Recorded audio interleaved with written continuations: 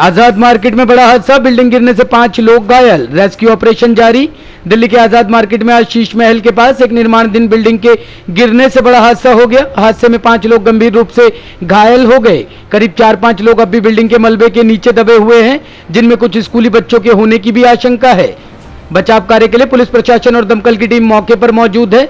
Rescue operation जारी है। घटना आज सुबह 8 बजे की है। दिल्ली के आजाद मार्केट में शीश महल के पास प्लॉट नंबर 754 में एक बिल्डिंग का निर्माण हो रहा था, जो कि अचानक भरभराकर गिर गई। बिल्डिंग में उस समय करीब 15 मजदूर मौजूद थे, जिनमें से 5 मजदूर गंभीर रूप से घायल हो गए। वहीं करीब 4-5 मजदूरों के बिल्डिंग के मलबे में दबे होने की जानकारी मिल रही है। मौके पर मौजूद कुछ लोगों का कहना है कि घटना के समय बिल्डिंग के बगल से कुछ स्कूली बच्चे भी गुजर रहे थे, इसलिए आशंका जताई जा रही है कि बिल्डिंग के मलबे में स्कूली बच्चे भी दबे हो सकते हैं। हादसे की जानकारी मिलते ही प्रशासन की टीम व दमकल की 4 गाड़ियां मौके पर पहुंच गई है। रेस्क्यू ऑपरेशन जारी है। मेरा नाम जी मोहम्मद अन्ना। क्या हुआ, कितने बजे की घटना है? ये घटा है जी 8 बजे की घटना है जी। पूरे 8 बजे की घटना है। ये 4 मंजिल बन रही थी, काम हो रही थी। नई बिल्डिंग है, बिल्कुल एकदम सारी बिल्डिंग गिर गई। लेबर भी अंदर है। कम से कम 1500 लड़के थे। अभी कितनी लेबर को निकाल दिया है? 3 लड़के निकाल चुके अभी तक हम। कंस्ट्रक्शन का काम चल रहा है? जी। गली कौन सी है, क्या? ये शीश महल आजाद मार्केट सदर बाजार। जी। अचानक क्या हुआ, आप लोगों ने क्या देखा? ये जी काम हो रहा है, ईंटें आ रही थी ऊपर, एकदम पूरी बिल्डिंग धड़ाधड़ गिर गई। और मुझे लगता है बच्चे भी अंदर स्कूल के, कुछ एक आध बच्चा स्कूल का भी है, स्कूल जाते हुए जो बच्चे थे वो भी है अंदर। जी वो भी है, क्योंकि इसके माँ बाप बहुत हंगामा कर रहे हैं, रो रहे हैं कि इनके बच्चा अंदर तक नहीं है। कई लोगों के बच्चे अंदर है। अभी तक कई लोगों के बच्चे नहीं दिखे हैं। कई लोगों के बच्चों का पता नहीं है जो स्कूल जा रहे थे, किसी का पता नहीं है। लेबर भी बहुत सारी अंदर दबी हुई है। अभी 2 निकाल चुके हैं, 2 घायल हैं बाड़मदिरा हॉस्पिटल में। आपका आरोप, नक्शा पास कराने में हुई धांधली, बिल्डिंग हादसे के लिए जिम्मेदार एमसीडी। राजधानी दिल्ली में सदर बाजार की आजाद मार्केट में आज एक 4 मंजिला बिल्डिंग गिर गई। इस हादसे में 4 मजदूरों समेत कई लोग घायल हो गए। इस हादसे पर अब राजनीति भी शुरू हो गई है। आम आदमी पार्टी के राष्ट्रीय प्रवक्ता सौरभ भारद्वाज ने बिल्डिंग गिरने के मामले में एमसीडी, केंद्र सरकार और उपराज्यपाल के खिलाफ मोर्चा खोल दिया। सौरभ भारद्वाज ने कहा है कि जो बिल्डिंग आज गिरी है, इसके लिए पूरी तरह से एमसीडी जिम्मेदार है। आज ये खबर आई सुबह सुबह टेलीविजन चैनल्स के माध्यम से कि दिल्ली के सदर बाजार इलाके में, जहाँ के विधायक सोमदत्त जी मेरे साथ बैठे हैं, नॉर्थ दिल्ली म्युनिसिपल कॉरपोरेशन के एक्स लीडर ऑफ अपोजिशन विकास गोयल जी मेरे साथ बैठे हुए हैं, वहाँ आज़ाद मार्केट में शीश महल नाम का इलाका है, उसमें एक बिल्डिंग अपने ही वजन से ढह गई। अब कई सवाल जो हैं सीधे सीधे दिल्ली नगर निगम और उपराज्यपाल महोदय से हमारे बनते हैं, क्योंकि उनके अधीन अब ये दिल्ली नगर निगम आता है। ये बिल्डिंग निर्माणाधीन थी, यानी कि अंडर कंस्ट्रक्शन बिल्डिंग थी।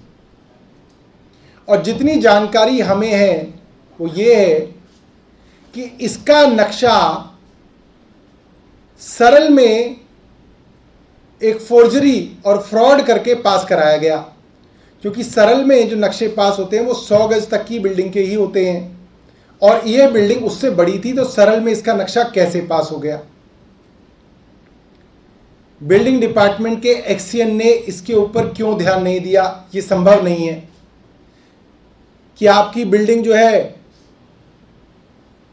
100 गज से ज्यादा की हो और आप 100 गज दिखा के उसका नक्शा पास करा लें, संभव नहीं है। यह बिल्डिंग 4 मंजिली बिल्डिंग बन रही थी, और 4 मंजिल बनाने के बाद इसकी बेसमेंट खोदी जा रही थी। आप सोचिए, क्या यह आपने कहीं पे सुना है कि 4 मंजिल बनाने के बाद बेसमेंट खोदी जाए?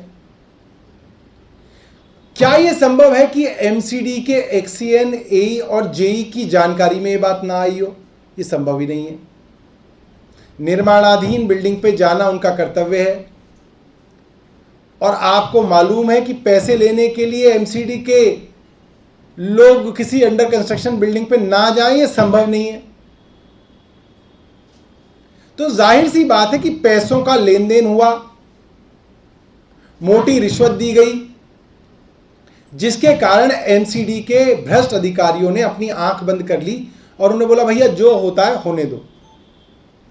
सुबह जानकारी आई थी कि इस बिल्डिंग में मलबे के नीचे 3 लोग दब के मर गए हैं, मगर अभी तक पुलिस द्वारा इसकी पुष्टि नहीं की गई है। लोकल लोगों से पूछा गया तो वो कह रहे हैं कि कई लोग इसके अंदर दबे थे। जो लोगों की बॉडी निकाली गई उनको अस्पताल में भेजा गया, मगर यह पुष्टि नहीं हो पाई है कि वो घायल हैं। ईश्वर करे कि वे बच जाएं, मगर अभी तक पुष्टि नहीं की गई है कि उसमें कितने लोगों की मृत्यु हुई है, कितने लोग घायल हैं।